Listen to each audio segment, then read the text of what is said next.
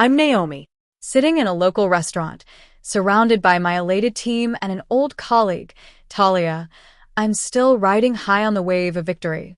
My phone buzzes with a message from the CEO, Ava. Dear and Bastian are gone. Board approved your proposal. When can you start as department director? I show the message to my team, and their cheers draw curious glances from other diners. I quickly type my response. Monday, half-time is agreed, other half with Talia's team. Finola, our lead developer, looks at me with wide eyes. So that was your plan all along? Not just to leave, but to completely restructure both companies and take Deer's position. I admit, not exactly. The original plan was simply to secure our team's future. But when I saw how deeply flawed the system was, I realized we had an opportunity to fix it, not just for us, but for everyone who might come after us. Vega, our hardware specialist, asks, and splitting the team between companies' insurance? I explain, no single employer will ever have complete leverage over us again. We'll always have options. Ren, our youngest developer, raises her glass and says, to the basement. Without them, none of this would have happened. We all laugh and clink our glasses. As I sit here, I'm reminded of how it all began. I grew up in a small town, the daughter of hard, working parents. My father was a strict but fair man who instilled in me the values of hard work and integrity. My mother was warm-hearted and taught me the importance of empathy and understanding. After graduating from college, I spent 15 years working in international aid, coordinating refugee camp logistics across 3 continents. I built global industry relationships and learned how to set up supply chains in the most challenging conditions. 8 years ago, I joined this company as the leader of Engineering Team B. I had a team of 7 brilliant engineers. Finola, 32, who had a sharp tongue but was a genius with complex systems. Ren, 24, fresh out of college with a natural talent for finding elegant solutions. Vega, 58, a hardware specialist with 32 years of experience in the company. Dax, 28, who spoke 5 programming languages but struggled with social interactions. Kyrie, 30, whose testing protocols had become industry standard. Indra, 35, whose security systems were impenetrable. And Noor, 33, who could translate technical requirements into simple language. We worked hard and delivered excellent results quarter after quarter. We were never the flashiest team, but executives knew they could count on us when they needed something impossible done. 6 months ago, our long-time department head retired, and Deer, a 35-year-old with grand ambitions but no understanding of our work, took over. From day one, he was on the hunt for a game-changer to impress the executives. He ignored our consistent results and was swayed by flashy innovations. One day, after a 3-day regional meeting, I returned to the office feeling great. The quarterly numbers were excellent, and I'd secured additional budget for team training. But as soon as I stepped off the elevator, I knew something was wrong. The usual Monday morning buzz was missing from our department floor. The East Wing corridor where my team worked was eerily quiet. I called out for Finola, but there was no answer. Our workspace, which we'd earned after 3 consecutive breakthrough projects, was empty. Desks were cleared, monitors were gone, and even the potted plants we'd nurtured were missing. Only rectangular dust outlines remained where our equipment had been. I ran into Max from accounting. I asked, "Hey, what happened to my team?" His expression turned pitying. "You should check the basement. They moved them yesterday." The elevator ride down felt like an eternity. Each passing floor increased my dread. When the doors opened, I had to make my way through storage areas and maintenance rooms before finding a door with a hastily printed sign, Engineering Team B. I pushed the door open and found my team huddled between exposed pipes and utility boxes. Their monitors were precariously balanced on folding tables. Extension cords snaked across the concrete floor. Water dripped from a ceiling pipe into a bucket near Finola's makeshift desk. Finola looked up, her eyes filled with humiliation. "While you were gone, Deer came with movers. He said we needed to relocate immediately to make room for the new specialist. We had only 30 minutes to pack everything." Ren added, Deere says he's going to revolutionize the whole department. I climbed back upstairs to our former workspace. It was now occupied by a young man, Bastian, 27, arranging framed certificates on what used to be my desk. Deere, with an expression of unbridled admiration, hovered nearby. When he saw me, he exclaimed, there you are. Meet Bastian, our new productivity transformation specialist. His revolutionary approach increased output 300% at his last 3 companies. He needs proper space to implement his vision. Your team can manage downstairs until next quarter's budget review. I stared at Bastian, who didn't even pause to acknowledge me. I nodded silently and returned to the basement. The air was filled with the smell of mildew and defeat. Vega muttered, 32 years with this company, and this is how they treat us. I surveyed their dejected faces. These were people who had given their all to the company, pulling countless all-nighters to meet impossible deadlines, now stuffed in a basement like unwanted furniture. I smiled calmly and said, pack your bags. Not just for down here. Everything. They stared at me, confused but trusting. I held their gaze and said, trust me. Just start quietly gathering everything you might want to take with you someday and keep this conversation between us. For the next 2 weeks, we worked in the abysmal conditions of the basement. The temperature fluctuated wildly, the lighting gave us headaches, and we had to cover our equipment twice during overhead pipe leaks. But my team followed my instructions without complaint. They archived projects, organized knowledge bases, and created transition guides. One afternoon, Dax whispered, I don't understand why we're documenting everything so meticulously. It's not like they appreciate our work anyway. I replied loud enough for everyone to hear, everything we do should be done with integrity, no matter where we do it. The others exchanged glances, but kept working. Then, we received a surprising call from Ava, the CEO. She requested that I present our team's accomplishments at the upcoming board meeting. My team's spirits lifted. Finally, some recognition. The morning of the presentation, I dressed in my best outfit and reviewed my slides in the basement's dim light. As I climbed the stairs to the executive floor, Deere intercepted me in the stairwell. Change of plans, he smirked, blocking my path. The board wants to hear about future innovations, not past performance. Bastian will present instead. Ava specifically requested it. I spoke with her this morning. She agrees. My approach makes more sense. His smile didn't reach his eyes.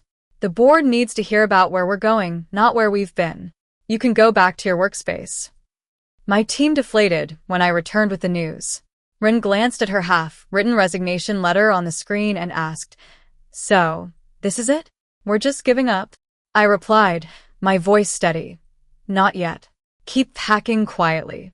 Later that day, word spread that Bastian's presentation had bombed spectacularly.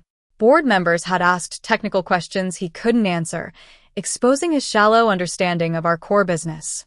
Deere tried to do damage control by promising our team would implement the concepts, despite our reluctance. That afternoon, Deere visited our basement, suddenly friendly. Good news. We're considering moving you back upstairs to the East Wing. The East Wing was slightly better than the basement, but it was still a clear demotion from our original space. The message was clear. We were still less valuable than the golden hire. I said, thank you for recognizing our value, surprising my confused team who expected an outright rejection. Hope flickered again. 2 days later, I invited Talia to tour our facility. I timed our arrival at the executive floor when I knew Deere would be showing Bastian to potential clients. Deere called out, Naomi, perfect timing. Come meet the Grayscale Solutions executive team. They're interested in Bastian's productivity system. I approached with Talia in tow. This is my colleague Talia. Deere eagerly introduced Talia to Bastian, who launched into his rehearsed transformation speech. Talia said, fascinating approach. You've used this successfully elsewhere? Bastian replied, absolutely. My methods boosted efficiency dramatically at my previous companies. Northwest Technologies saw a 300% productivity increase in just 1 quarter. Talia coolly replied, strange. I sit on the board of Northwest Technologies. We never recorded such improvements. In fact, we noted significant project delays during your tenure there. The conference room went silent. Bastian's confident smile faltered. Dear stammered, there must be some confusion. I interjected, no confusion. Talia is here because I accepted her job offer yesterday. I'm bringing my team to establish a new engineering division at her company. We start next Monday. The grayscale executives shifted uncomfortably. Bastian's smile vanished completely. Deer sputtered, you can't take your team. That's poaching. It's unethical. I finished for him, but completely legal. Check our contracts. No non-compete clauses. You relocated us to a basement with leaking pipes while focusing resources on unproven methods. Talia is offering us double our current salaries and proper working conditions. Talia added, the board approved it yesterday after reviewing your division's performance metrics against industry standards. Deer's face went through shock, anger, and fear in rapid succession. The grayscale executives started gathering their things and making excuses to leave. Deer pleaded, wait. The East Wing renovation starts tomorrow. I'll match their salary offers. I looked at him with the same calm smile I'd worn since finding my team in the basement. Too late, I said. When only Deer, Bastian, and I remained in the room, Deer turned on me. Do you have any idea what you've done? He hissed. I replied, I've secured my team's future. Something you failed to do. You've destroyed mine, he said, his voice breaking. I simply said, the board was already questioning Bastian's hiring. If your entire team leaves, you chose him over us. Actions have consequences. As I turned to leave, Deer grabbed my arm. Please, I made a mistake. I see that now. What will it take for you to stay? I looked at his hand until he released me. You know what's interesting about my refugee camp work? I learned that true character reveals itself not when things are going well, but in how people treat others when resources are scarce. You showed us exactly who you are when you put us in that basement.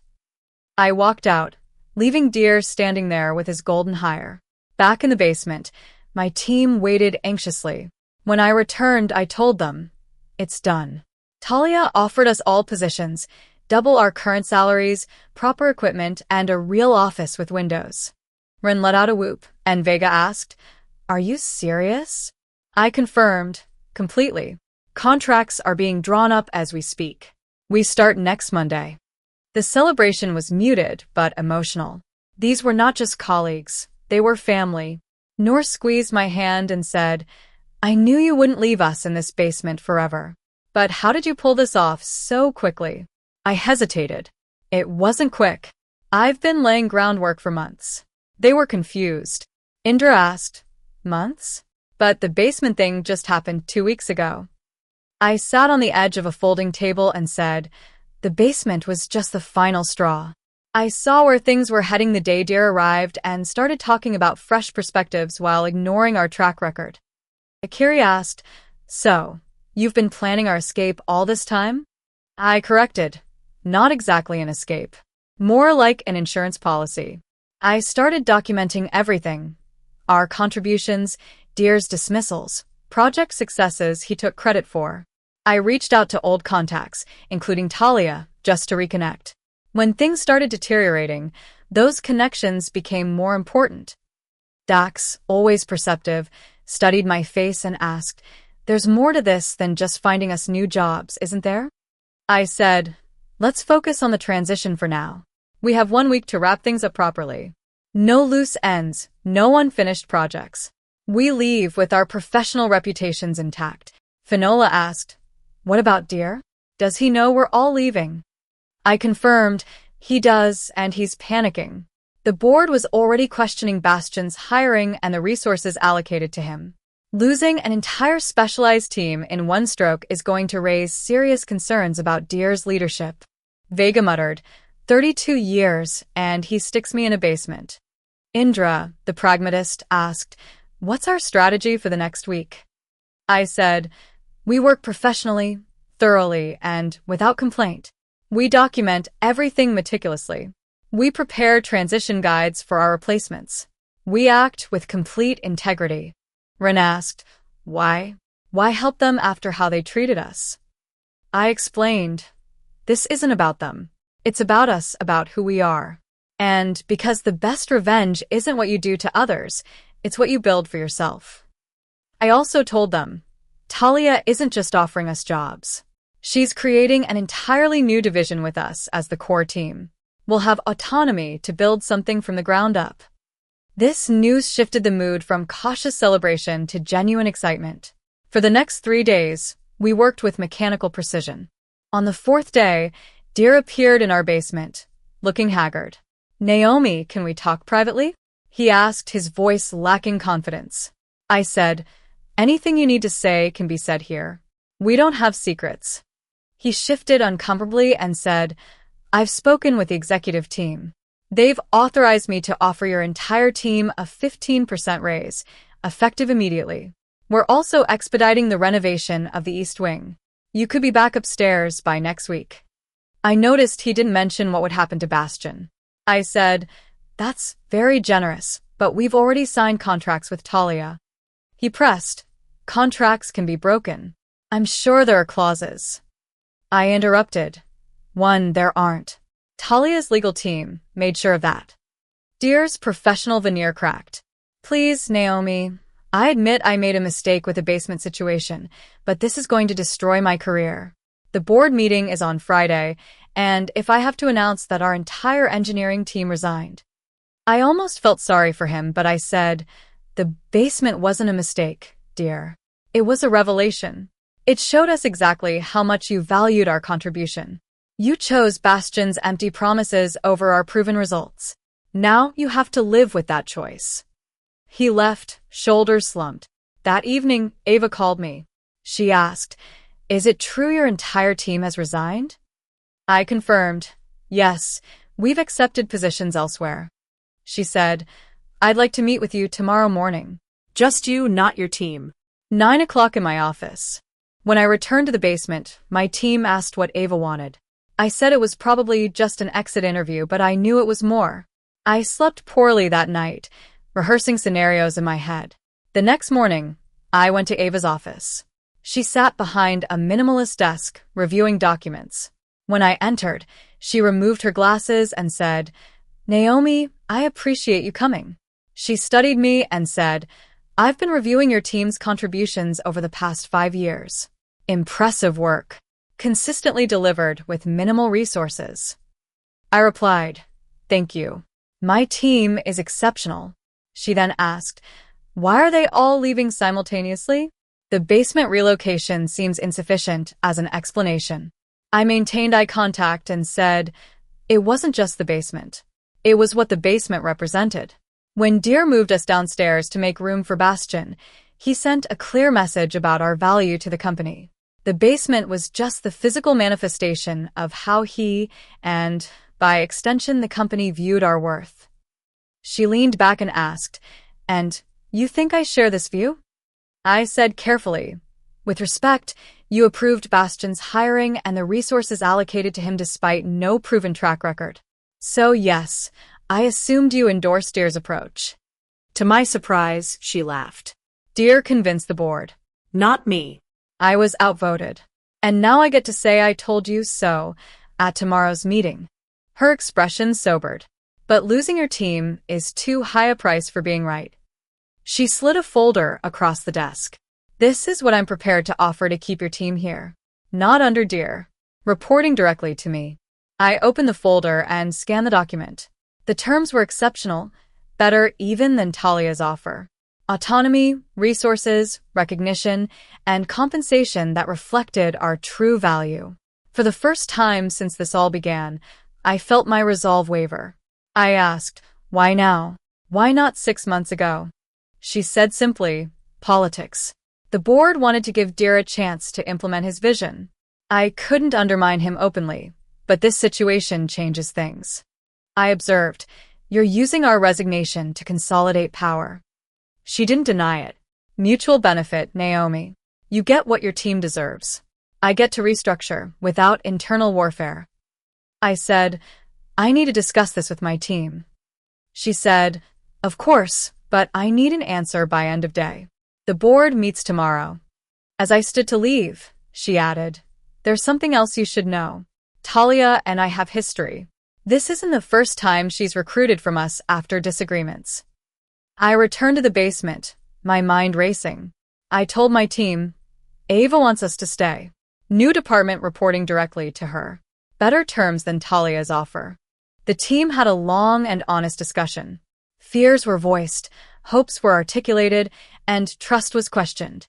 I finally said, "I think we should split up. Not permanently. Strategically. 4 of us accept Ava's offer. 3 go with Talia as planned. We maintain our